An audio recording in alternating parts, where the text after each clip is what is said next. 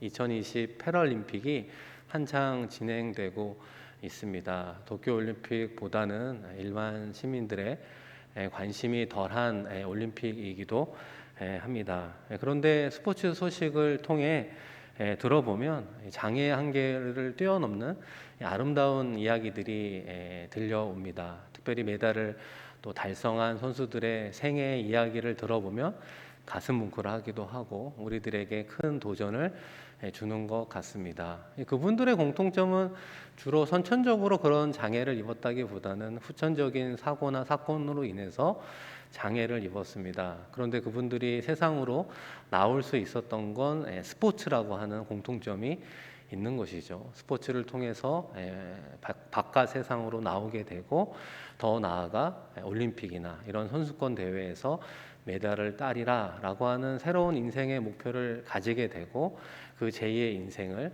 걸어가게 되는 것이죠. 그런 의미에서 스포츠가 그분들의 인생을 바꾼 터닝 포인트라고 이제 말할 수 있습니다. 앞으로도 그분들의 멋진 선수 생활과 삶을 응원하고 싶습니다. 동일한 맥락에서 올 한해 싱가포르 한인교회도 주여 회복시켜 주소서라고 하는 회복의 주제로 나아갑니다.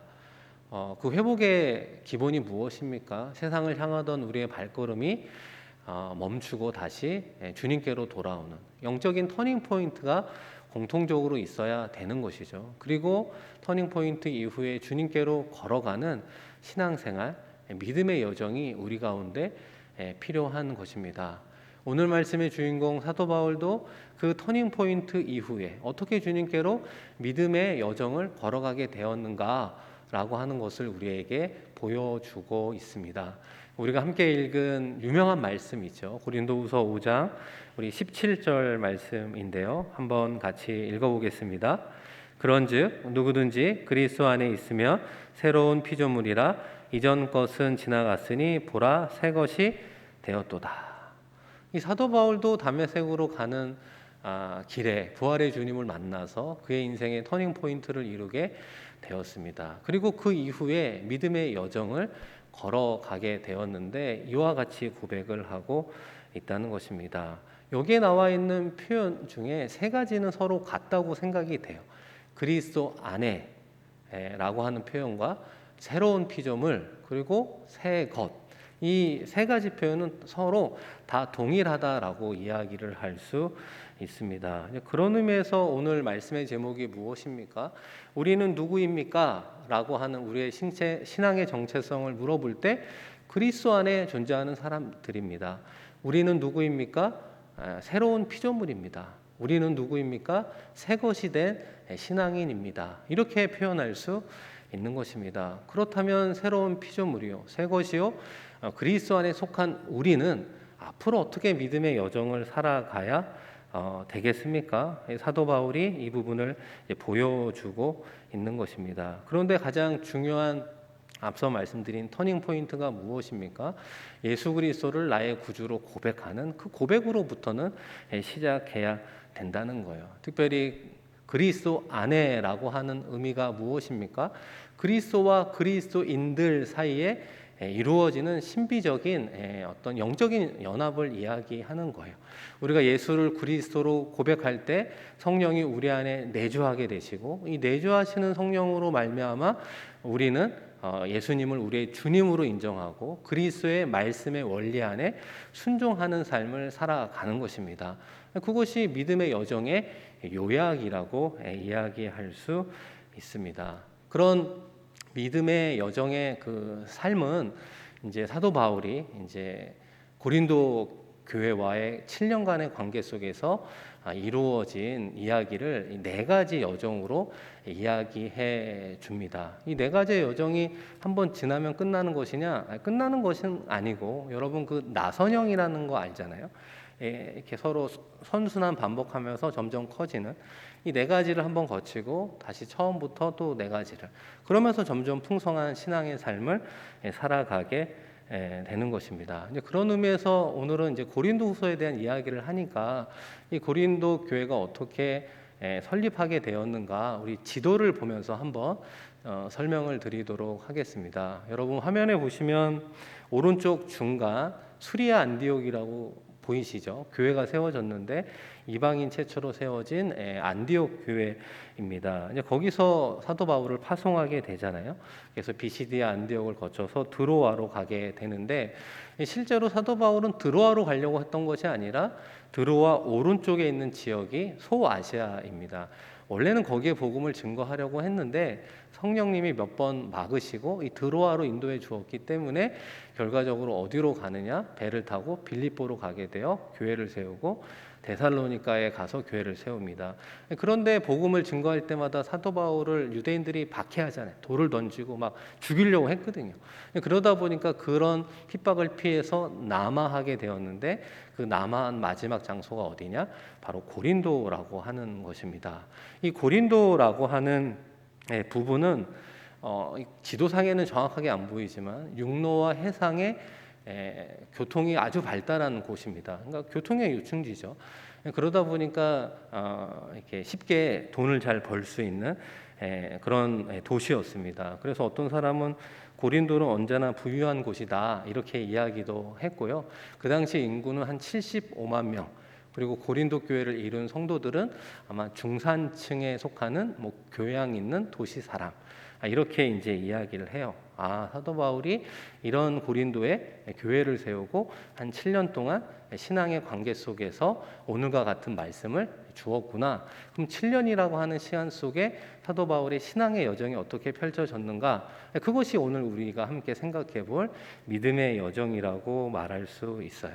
사랑하는 성도 여러분, 이것을 단순히 사도 바울의 2차 선교 여행 이렇게만 생각하지 마시고 여러분의 인생의 여정도 이와 같다라고 하는 동일한 마음으로 한번 들어주시면 좋겠습니다. 그 첫 번째 그리스도 안에서 이루어지는 믿음의 4가지 여정의 첫 번째는 무엇이냐? 그 첫 번째는 이런 반응을 하게 됩니다. 내 뜻대로 되지 않는다. 그리고 나 홀로 남아있는 것 같다. 이런 마음이 드는 우리의 마음의 고백으로부터 그 믿음의 여정이 시작이 되는 거예요.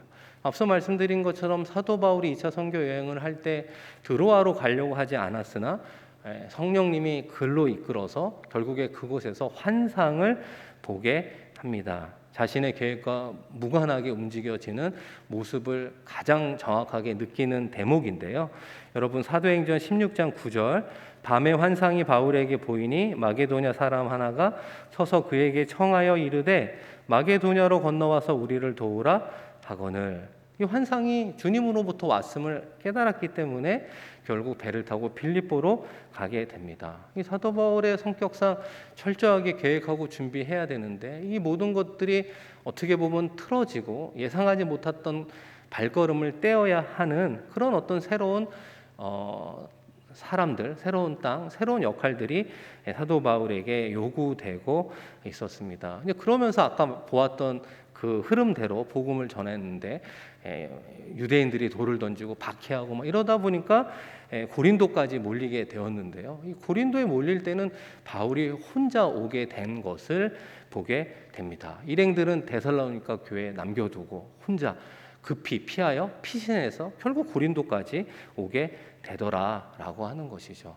그리스도 안에서 우리의 믿음의 여정, 우리의 신앙의 여정도 그러하지 않습니까? 생각해 보면 내 뜻과 계획대로 인생이 풀리는 것이 아니구나. 하나님은 자꾸만 나를 코너로 몰고 가게 하시고 결국 나 홀로 남아 있는 것 같은 느낌을 허락하신다는 것입니다. 여러분 그렇지 않습니까? 여러분의 가족도 사랑해서 결혼했지만 때로는 남편이, 때로는 아내가 우리의 속을 뒤집어 놓을 때도 있잖아요. 사랑하지만 속도 모르고 우리의 생각도 헤아려 주지 못하는 그런 모습 속에 답답함을 느낄 때가 있다는 것이죠. 배 아파서 난 자녀만큼은 부모를 닮았잖아요. 어려서부터 키웠잖아요. 그런데 인생 가운데 부모 뜻대로 안 되는 게 자녀라고 하는 것을 크면 클수록 깨닫게 되는 것 아니겠습니까? 물질로 모든 것이 가능한 줄 알고 이 물질을 버는 것이 인생의 목적인 줄 알았는데 나이가 들면 들수록 물질로 해결할 수 없는 많은 일들이 있다는 것이 우리의 인생이구나라고 하는 것을 깨닫게 된다는 거예요. 우리의 가족이 있어요. 친구가 있어요. 지인이 있어요. 때로는 어느 정도의 물질과 사회적 지위도 있어요.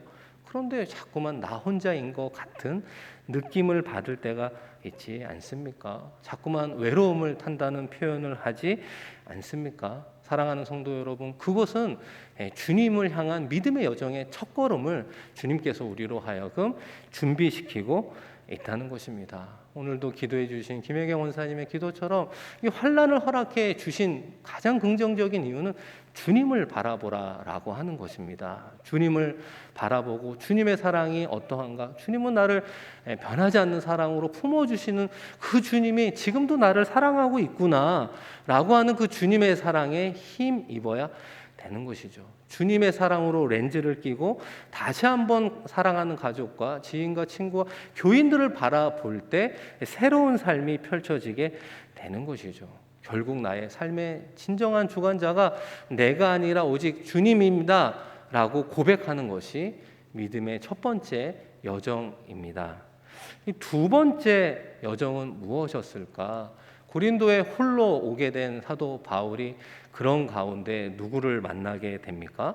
이 브리스길라와 아굴라를 만나게 됩니다. 이 부부도 사실은 이탈리아에 살고 있었는데 그 이탈리아에 살고 있는 유대인들은 다 떠나라 이런 명령이 있었기 때문에 어쩔 수 없이 그 이탈리아에서 나오게 된 부부였습니다.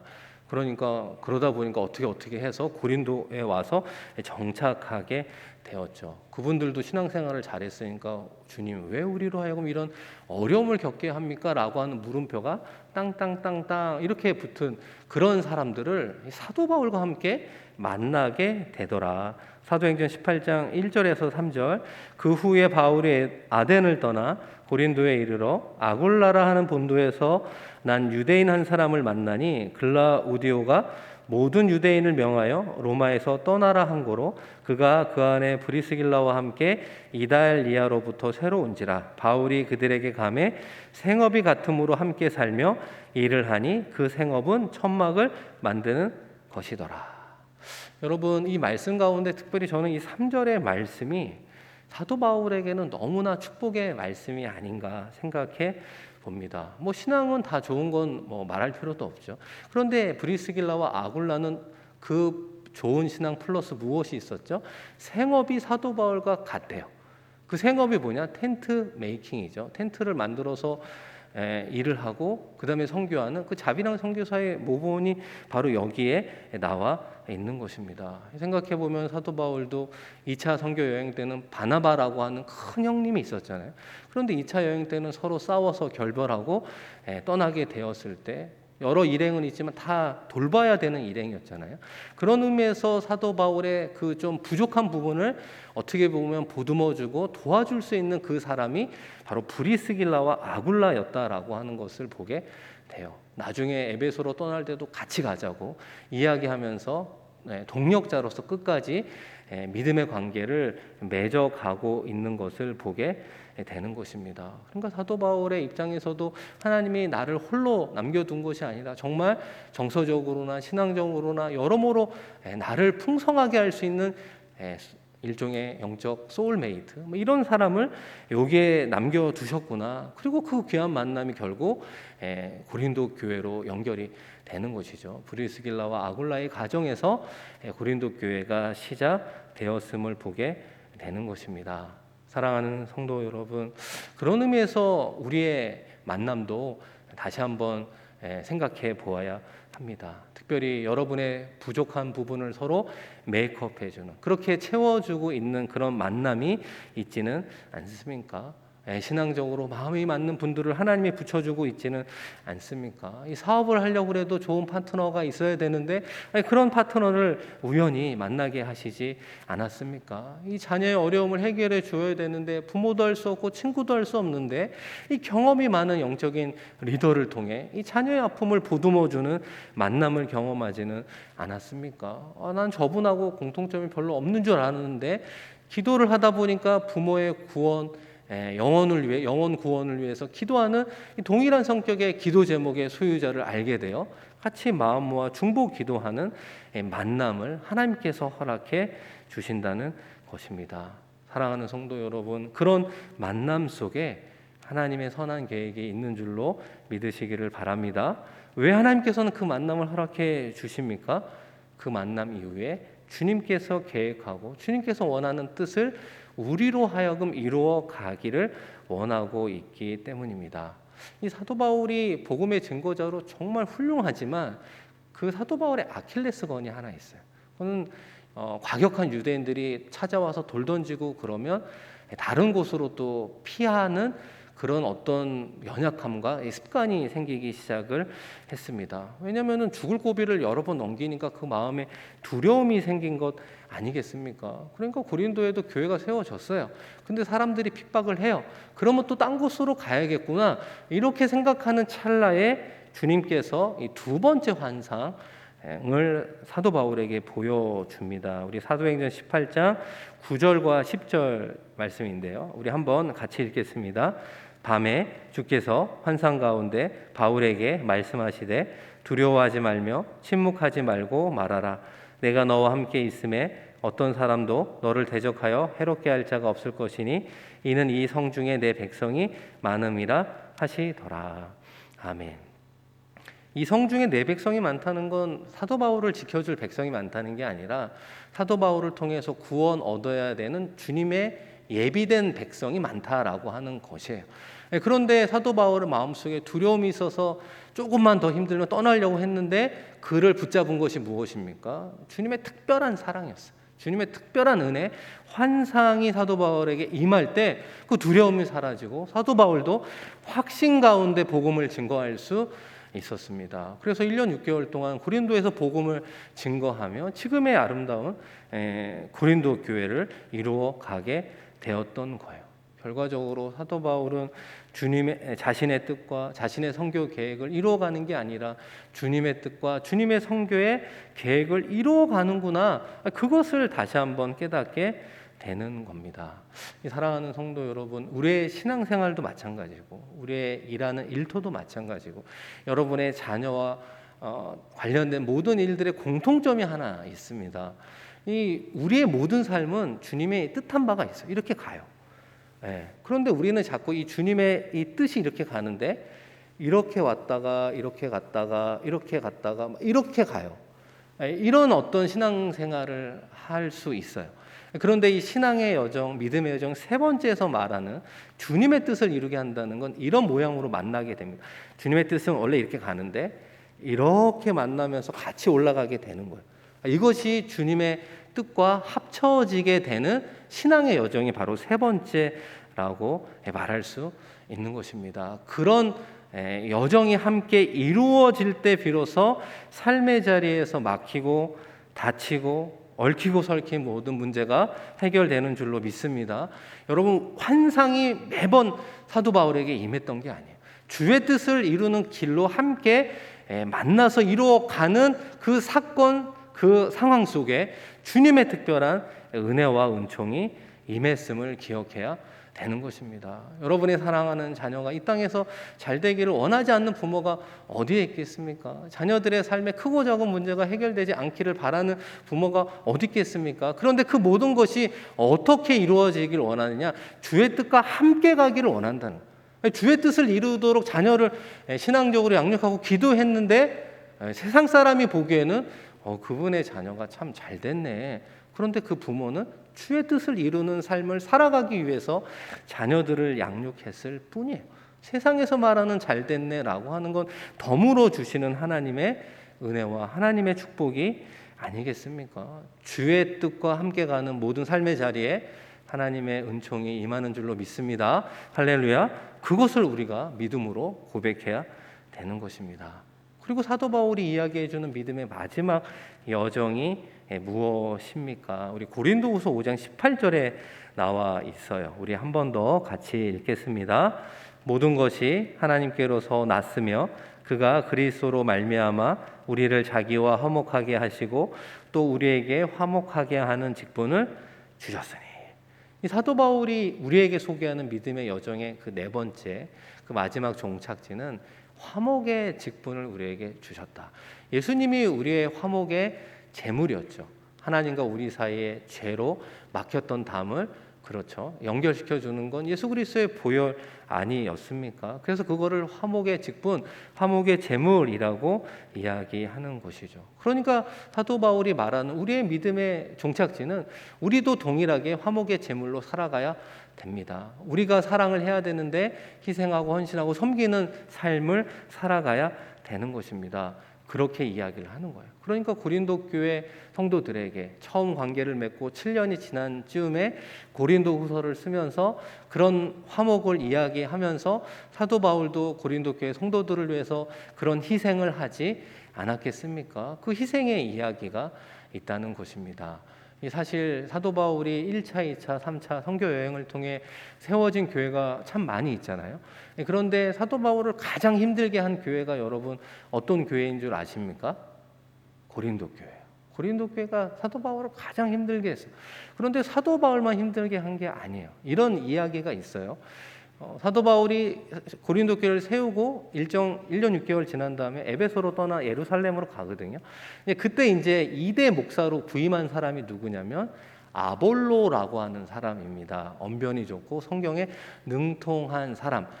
브리스길라와 아굴라가 에베소에 있는 아볼로를 추천하게 되었거든요. 그래서 2대 목사로 가서 목회를 했는데 이 아볼로라고 하는 사람이 되게 지성주의, 그러니까 되게 지적이고 그 다음에 훈련을 받은 강론가였어요. 아주 세련된 강론을 하는, 그 당시에는 그게 아주 중요했거든요. 그런 사람이었어요. 그러다 보니까 고린도 교회 성도들이 처음에는 그 사람을 아주 환대하고 환영했다고 알려져 있습니다. 왜 그러냐면 사실 사도 바울과 비교가 됐었거든요. 사도 바울은 아까 텐트 메이커였잖아요. 육체 노동자였습니다. 이 도시의 중산층이 보기에는 좀 하대할 수 있는 직업을 가진 사람이고 말은 약했어요. 여러분 그런 얘기 들어보잖아요. 사도 바울은 말은 약하고 글은 강하다. 뭐 이런 표현을 하잖아요. 근데 그런 분들에게, 그런 사도 바울에게 말씀을 듣다가 아볼로라고 하는 이렇게 강연을 잘하는 사람이 막 이렇게 하니까 처음에는 환대를 했다고 알려집니다. 근데 나중에 어떻게 됐느냐? 결국 고린도 교회 목회를 그만두고 돌아가요. 에베소로. 왜 돌아가느냐? 그 이유 중에 하나는 파벌이 심해서 결국 목회를 못하고 돌아갔대요. 근데 나중에 사도행전을 읽어보면 그런 대목이 나와요. 이제 사람들이 그래도 한 번 더 가서 목회를 하면 좋겠다. 그러니까 아볼로가 뭐라고 그랬냐면 절대 못 가겠다. 그래서 공석으로 남아 있었던 교회이기도 했습니다. 그렇다면 고린도 교회 성도들이 사도 바울을 사랑하고 존경했기 때문에 사도 바울을 기다린 것입니까? 꼭 그런 것만은 아니에요. 사도 바울을 사실은 얼마나 힘들게 했는가, 그 대표적인 증거가 어디에 나와 있냐면 고린도후서에 다 기록이 되어 있습니다. 1장부터 12장 중에 제가 몇 가지를 추려 보았는데요. 한번 화면으로 보시면 고린도 교회 성도들이 사도 바울에게 컴플레인을 한 거예요. 보시면 바울이 세속적이고 우유부단하다. 그죠? 방문하지 않고 편지만 쓴 것을 보니 도덕적으로 비겁하다. 사도 바울은 내적인 힘이 없다. 사기꾼이다. 부패하고 착취적이다. 대면할 때는 말이 약하고 떠나 있을 때는 편지만 힘이 있다. 어리석으며 심지어 미쳤다. 그들의 재정 후원을 거절하는 것을 보니 약속을 위반하는 사람이다. 사도 자격을 증명하는 초자연적 사역이 부족하다. 여러분 이게 무슨 내용이냐면 이런 컴플레인을 한 거예요. 그러니까 이런 내용들을 사도 바울이 어떻게 보면 반박하기도 하고 변명하기도 하고 그게 아니야라고 설명해서 쓴 말씀이 뭐냐면 그게 고린도후서예요. 그게 고린도후서라고 이야기를 하는 것입니다. 그러니까 사도 바울이 고린도 교회 성도와 7년간의 관계 속에서 얼마나 힘들었는가. 그럼에도 불구하고 예수 그리스도처럼 자신도 화목의 직분자로서 그들을 계속해서 섬기고 있었습니다. 그래서 고린도전서와 고린도후서 이 사이에 또 다른 서신서가 있는데 없어졌죠. 그 내용은 알 수 없지만 사람들이 그 제목을 무엇이라고 붙였냐면 눈물로 쓴 편지라고 하는 제목을 붙였어요. 그 서신서는 없어져서 내용은 알 수 없지만 사도 바울이 눈물로 썼다는 것입니다. 설명하고 논리적으로 이야기한다고 될 부분이 아니라 자신의 진정성을, 내가 그들을 사랑하는 마음을 눈물로 표현합니다라고 하는 제목을 안고 있다는 것입니다. 사도 바울은 어떻게 7년 동안 그렇게 자신을 힘들게 하는 교회와 성도들을 위해서 눈물로 편지를 쓰고 사랑할 수 있었을까? 여러분, 고린도후서 5장 14절 말씀인데요. 우리 한번 같이 읽겠습니다. 그리스도의 사랑이 우리를 강건하시는도다. 우리가 생각하건대 한 사람이 모든 사람을 대신하여 죽었은즉 모든 사람이 죽은 것이라. 사도 바울이 7년 동안 어떻게 일관된 마음으로 교회를, 성도를 섬길 수 있었습니까? 무엇이 사도 바울을 강건했다고요? 그리스도의 사랑이 사도 바울을 강건하는도다. 강하게 권했다. 여러분, 근데 이 말보다 더 와닿는 표현이 있어요. 이 사도행전에 보면 하나님의 말씀에 붙잡혔다라는 표현들이 종종 나오는데요. 이 강건하다와 똑같은 단어가 붙잡히다라고 말하고 있다는 것입니다. 어떻게 사도 바울이 고린도 성도들을 계속해서 섬기며 나아갈 수 있었습니까? 그리스도의 사랑이 사도 바울을 붙잡았기 때문에 그렇다는 거예요. 사도 바울의 마음속에 그리스도의 사랑이 붙잡혀 있기 때문에 그 사랑을 통하여 그 고린도 교회를 바라보면 눈물로 편지를 쓸 수밖에 없고 기도할 수밖에 없고 희생하고 섬길 수밖에 없었노라 말하고 있는 거예요. 여기서 말하는 사랑이 낭만적인 감정으로 하는 그런 사랑이 아니잖아요. 그리고 기브앤테이크와 같은 사랑도 아니잖아요. 어떻게 보면 밑이 빠진 독에 물을 붓는 것과 같이 끊임없이 주어야 하는 그런 사랑을 이야기하는 거예요. 어떻게 그런 사랑을 주었습니까? 그리스도의 사랑이 나를 붙잡고 있기 때문에 그렇습니다라고 사도 바울이 고백하고 있어요. 사도 바울의 그런 사랑 어린 진심의 축복의 방점이 여러분 어디에 찍혀 있습니까? 이 고린도후서 13장 13절 마지막 말씀이에요. 우리 한번 같이 읽어보겠습니다. 주 예수 그리스도의 은혜와 하나님의 사랑과 성령의 교통하심이 너희 무리와 함께 있을지어다. 아멘. 여러분, 오늘 예배 끝났습니다. 여러분, 이게 뭔지 아시잖아요. 마지막 축도잖아요. 축도. 이 축도가 여기에서 나온 거예요. 그런데 이 사도 바울이 이런 성도를 향해서 마지막으로 축도해 준 이 축도가요, 삼위일체 하나님의 축복이에요. 그죠? 성부, 성자, 성령의 이름으로 그 교인들을 축복해 주고 있는 모습으로 고린도후서를 마무리하고 있다는 것입니다. 나와 가족과 이웃에게 축복해 주는 그 삶이 어떻게 처음부터 마지막까지 가능했느냐? 그리스도의 사랑에 붙잡힐 때 가능했었노라고 말씀하고 있습니다. 그리스도 안의 사랑에, 그리스도의 사랑에 붙잡힌 인생을 살아갔던 어느 성도의 이야기를 우리 동영상으로 한번 보도록 하겠습니다.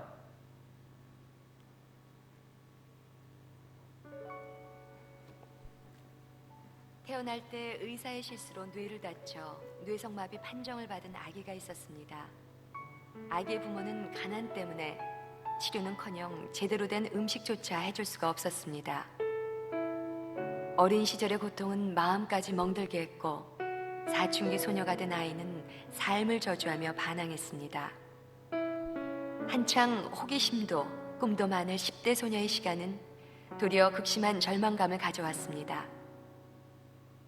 일어서기도 어려운 몸을 일으켜 창밖을 바라보면 모든 게 자신과는 상관없는 꿈만 같았습니다. 아무도 없는 빈 방, 소녀가 부르짖을 대상은 하나님뿐이었습니다. 원망도 투정도 하나님 앞에 쏟아놓았습니다. 그러자 눈물과 땀에 젖은 소녀의 가슴에 빗줄기가 들어오기 시작했습니다. 하지만 가난과 외로움은 여전했습니다.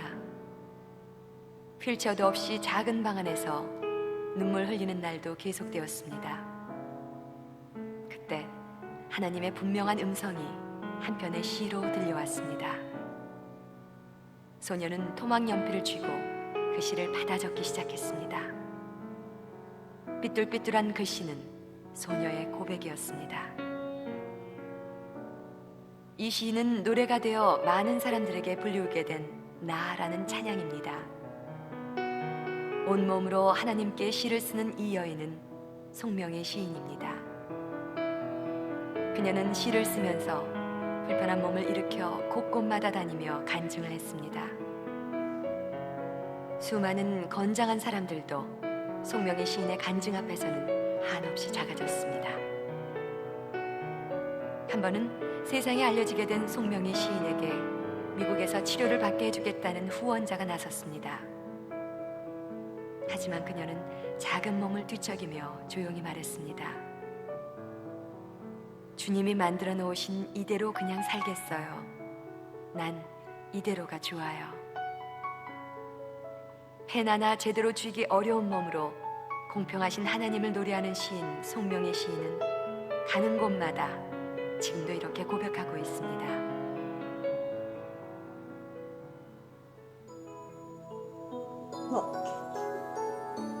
이를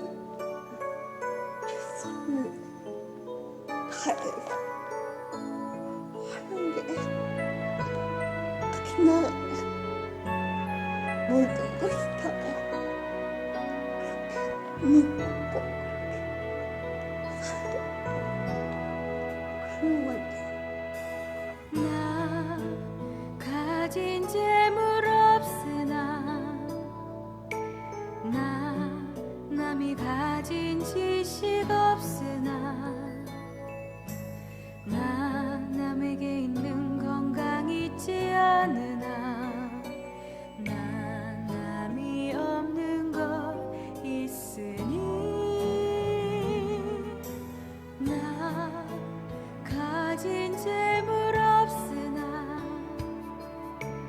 나 남이 가진 지식 없으나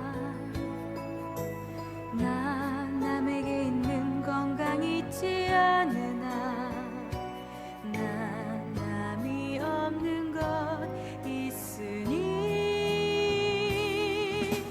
나 남이 못 본 것을 보았고 나 남이 듣지 못한 음성 들었고 나 남이 받지 못한 사랑 받았고 나 남이 모르는 것 깨달았네. 공평하신 하나님이 나 남이 가진 건 나 없지만 공평하신 하나님이 나 남이 없는 것 갖게 하셨네. 나 남이 없는 것 갖게 하셨네.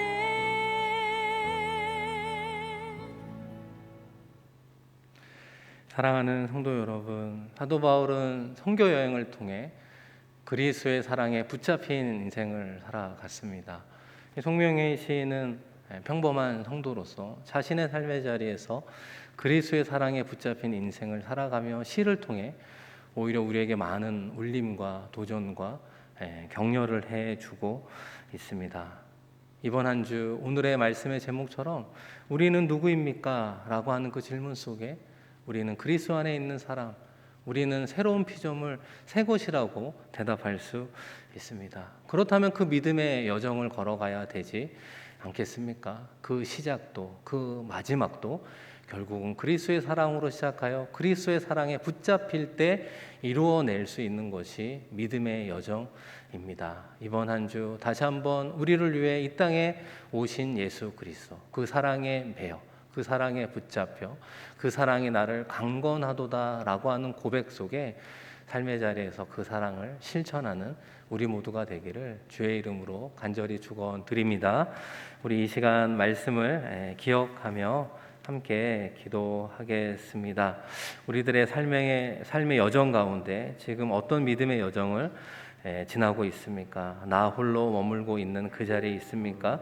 다시 한번 주님께서 귀한 만남을 허락해 주고 있습니까? 더 나아가 주님의 뜻을 이루고 있습니까? 그리고 그 모든 것을 가능해 한 것이 처음과 마지막이 주님의 온전한 사랑임을 고백하고 있습니까? 주님의 사랑으로 다시 한번 우리의 가족과 이웃과 우리의 지인들을 섬기며 나아가겠습니다. 우리 간절히 하나님께 기도하겠습니다. 하나님 아버지, 이번 주일을 허락해 주시고 하나님을 예배하는 예배자로 서게 하시니 고맙고 감사합니다. 다시 한번 삶의 자리에서 우리는 무엇을 가졌고 무엇을 가지지 못한 존재인가를 알게 하여 주시옵소서. 아버지 하나님, 건강도 재물도 지위도 모든 것을 갖고 있지만 여전히 나 홀로 지내고 있는 것과 같은 마음이 있지는 않습니까? 다시 한번 우리 가운데 부족한 것이 세상의 것이 아니라 주의 충만한 사랑이었음을 고백하게 하여 주시옵소서. 주님의 사랑으로 다시 한번 고백하며 나아가는 우리가 되게 하여 주셔서 주님의 사랑에 매여 주님의 사랑에 붙잡힌 바 된 인생을 살아갈 수 있도록 역사하여 주시옵소서.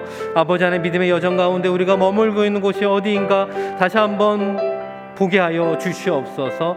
그곳에서 주님의 은혜를 힘입고 주님의 뜻을 발견하고 그것을 이루어가는 삶 속에 하나님의 은혜와 축복 누리게 하여 주시옵소서. 이번 한 주도 주님 맡겨드리오니 함께 하여 주셔서 주님의 영광 올려드리는 우리들의 삶이 될 수 있도록 역사하여 주시옵소서. 오 아버지 하나님, 감사합니다. 다시 한번 주님 바라보고 나아갈 수 있는 우리들의 삶이 될 수 있도록 주님 도와주시옵소서. 감사드리며 귀하신 예수 그리스도의 이름으로 간절히 기도드리며 나아갑니다. 하나님 아버지, 감사합니다. 사랑의 주님, 우리를 너무나 사랑하셔서 이 땅에 오셔서 십자가에 죽으시고 부활하신 그 주님의 은혜와 하나님의 사랑에 다시 한번 감사하며 그 사랑을 깨달아 갈 수 있는 우리 모두가 되게 하여 주시옵소서. 믿음의 여정 가운데 정말로 나 홀로 머물고 있는 듯한 느낌이 듭니까? 그곳에서 주님 더 찾고 주님의 사랑에 아버지 하나님 관계를 맺으며 나아가게 하여 주시옵소서. 사랑의 렌즈 가운데 붙여주신 귀한 만남과 주의 뜻을 이루는 가운데 다시 한번 주님의 사랑에 매어 살아갈 수 있는 우리들의 삶이 되게 하여 주셔서 이 땅에서도 주님과 동행하며 승리할 수 있는 복된 삶 걸어가게 하여 주옵소서. 감사드리며 귀하신 예수 그리스도의 이름으로 축복하며 기도드립니다. 아멘.